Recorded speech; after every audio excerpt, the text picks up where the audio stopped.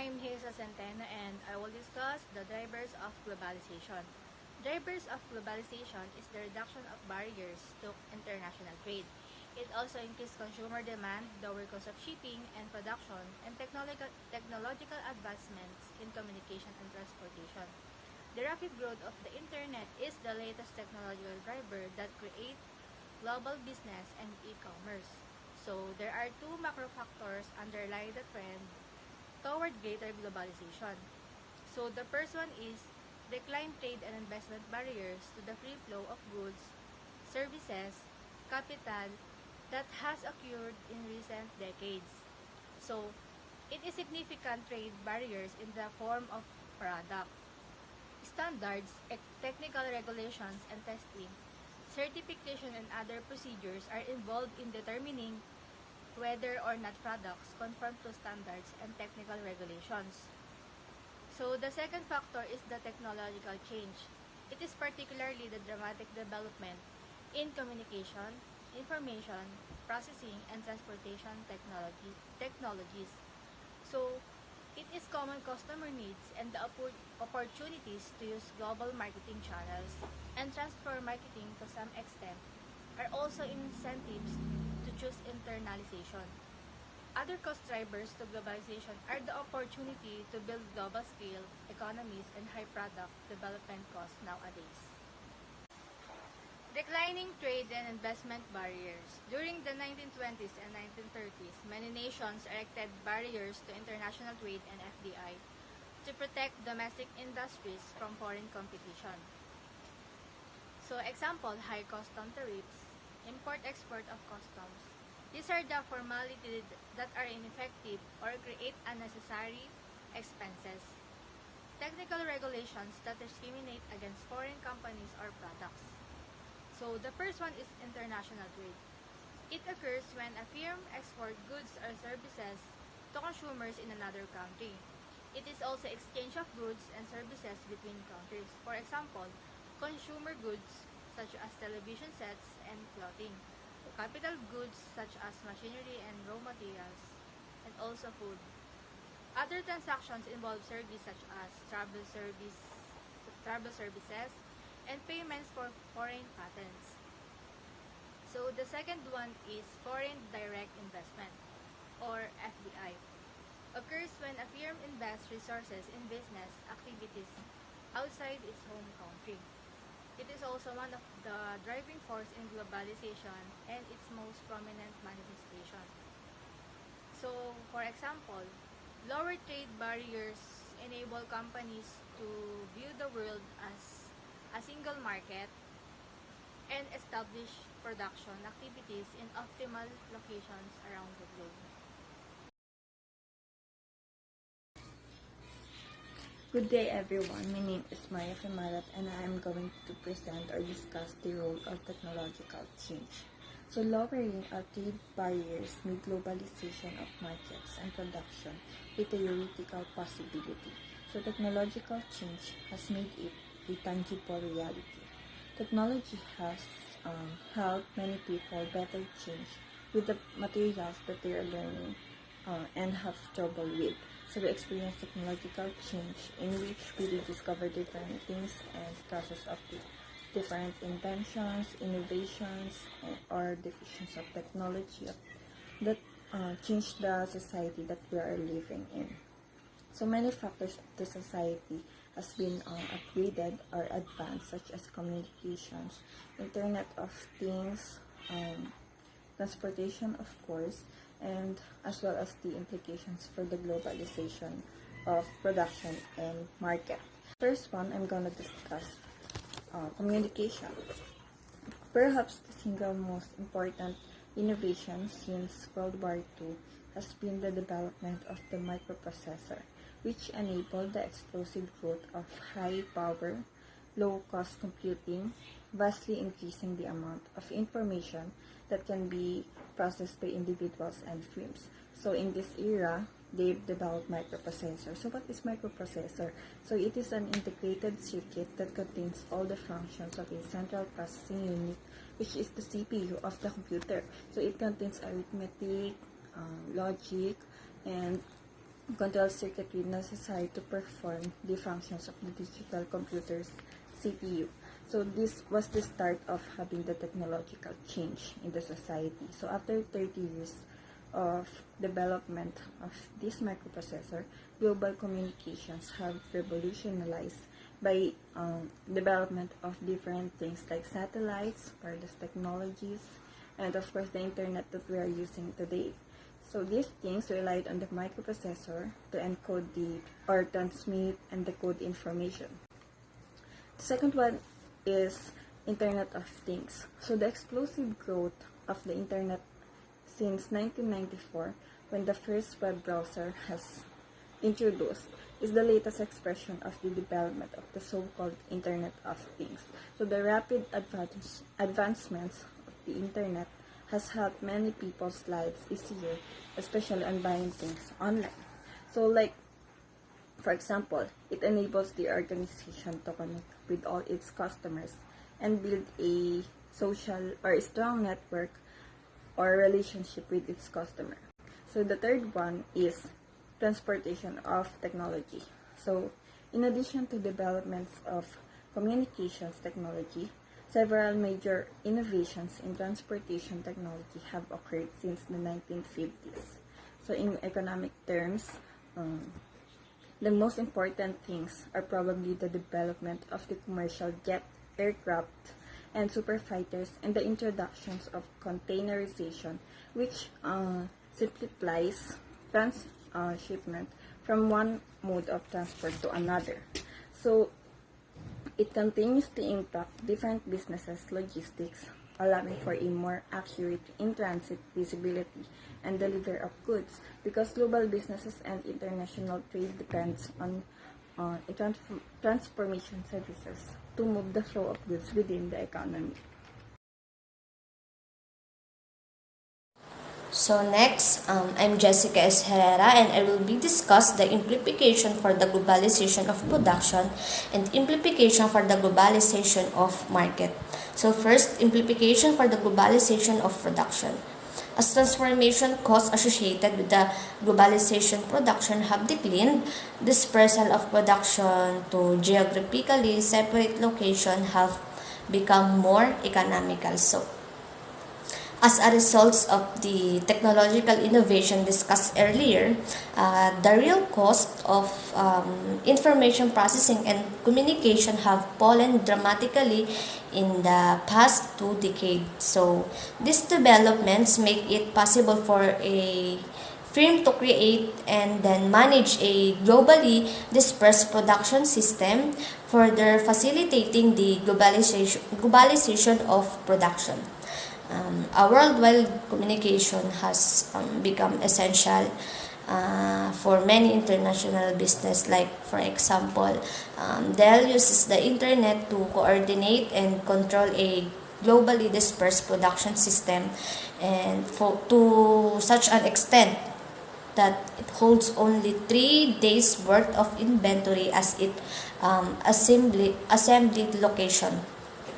So Dell is internet-based system records order for computer equipment as they are submitted by customers via the company's website, and then immediately transmits the resulting orders for components to various suppliers around the world, which have a real-time look at Dell's order flow and can adjust their production schedules accordingly. And last, Dell can use air transportation to speed up the delivery of critical components to meet the anticipated demands, shipped without delaying the shipment of final product of consumers. So next, implication for the globalization of markets. So in addition to globalization of production, technological innovation have facilitated the globalization of markets. So low-cost global communications network, including those built on top of the internet are helping create electronic global marketplace, and as noted earlier, low-cost transformation have made it more economical to ship product around the world, and thereby helping create global markets. And in addition, low-cost jet travel has resulted in globalization chapter, the mass movement of people between two countries, and this has reduced the cultural distance between countries, and it is bringing about some convergence of consumer taste and preferences. And at the same time, global communication network and global media are creating worldwide culture. Thank you.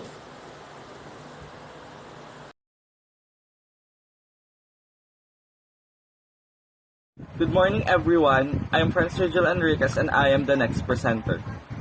The forces of globalization. Globalization is a potent force transforming our societies and commercial activities in countless ways. The international businesses environment influences how firms conduct their operations in both subtle and not so subtle ways. No business is entirely immune to events in the international businesses, as evidenced by the long-term trend toward more porous national borders. Companies today must keep their fingers on the pulse of the international business environment to see how it may affect their business activities. Many national business environments, and each national business environment is composed of unique material, unique cultural, political, economic, and legal characteristics that define business activity within that national borders. This set of national characteristics can differ greatly from country to country. International firm management is vastly different from the management of a purely domestic businesses. Companies must abide by the rules in every market in which they choose to operate. Therefore, the context of international business management is defined by the characteristics of national business environment.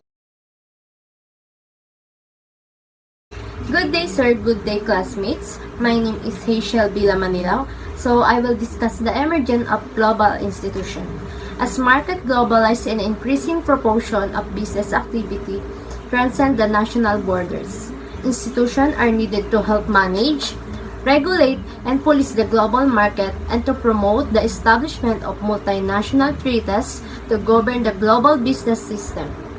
A number of important global institutions have been created to help perform this function, including the General Agreement on Tariffs, World Trade Organization, the International Monetary Fund, and its sister institution, World Bank and United Nations.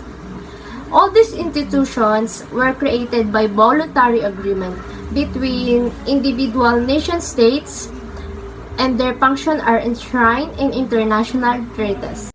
World Bank. The World Bank oversees global trade rules among the nations. The World Bank has fluid globalization with both positive and negative effects.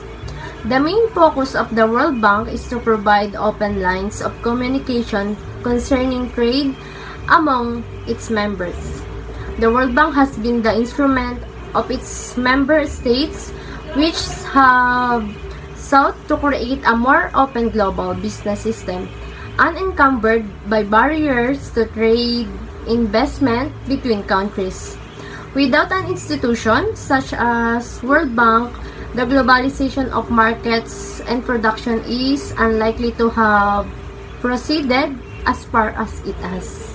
World Bank provides financing policy, advice, and technical assistance to governments, and also focuses on strengthening the private sectors in developing countries. And for the IMP, it does so by keeping track of the global economy and the economies of members countries, lending to countries with balance of payment difficulties, and giving practical help to members.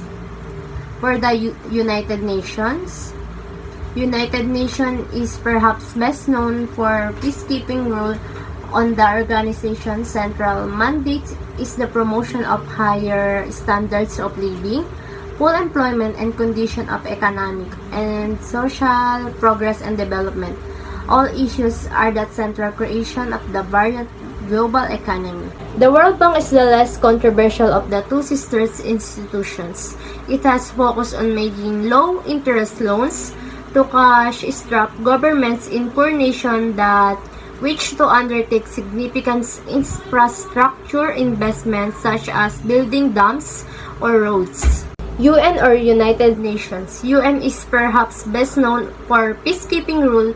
One of the organization's central mandates is the promotion of higher standard of living, full employment, and condition of economic and social progress and development.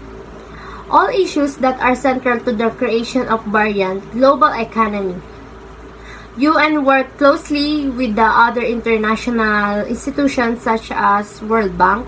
Guiding the work is the belief that eradicating poverty and improving well-being of people everywhere necessary step in creating conditions of lasting world peace. Group of 20 is the premier forum for international cooperation on the most important aspects of the international economic and financial agenda. It became the forum through which major nations attempted to launch coordinated policy response to the global financial crisis that started in America and then rapidly spread around the world. In the first serious global economic recession since 1981, multinational enterprise, it just multinational or international corporation, is an enterprise producing goods or delivering services in more than one country. A multinational enterprise has its management headquarters in one or rarely more than one country. The home country while also operating in other countries, and is the organizational form that defines foreign direct investment. Capital can flow from one country to another in expectation of higher rates or return. U.S. multinational. Multinational companies are heavily engaged in international trade. The successful ones take political and cultural differences into account. Many global brands sell much more outside the United States than at home. Here are some examples of multinational: Coca-Cola, Nescafe, and Pampers. The rise of mini multinational. Mini multinational are small or medium companies that are working in multiple countries. Now, small businesses can easily promote and take advantage of most of the resources. Globalization gave rise to the mini multinational that small companies can connect with data and create a new workforce that can be trained and prepared in more slightly ways. Today, small and medium-sized companies revolution, and with new technologies they can access communication services and expand their opportunities and compete with multinational companies, and this is not just limited to tech companies. Thank you.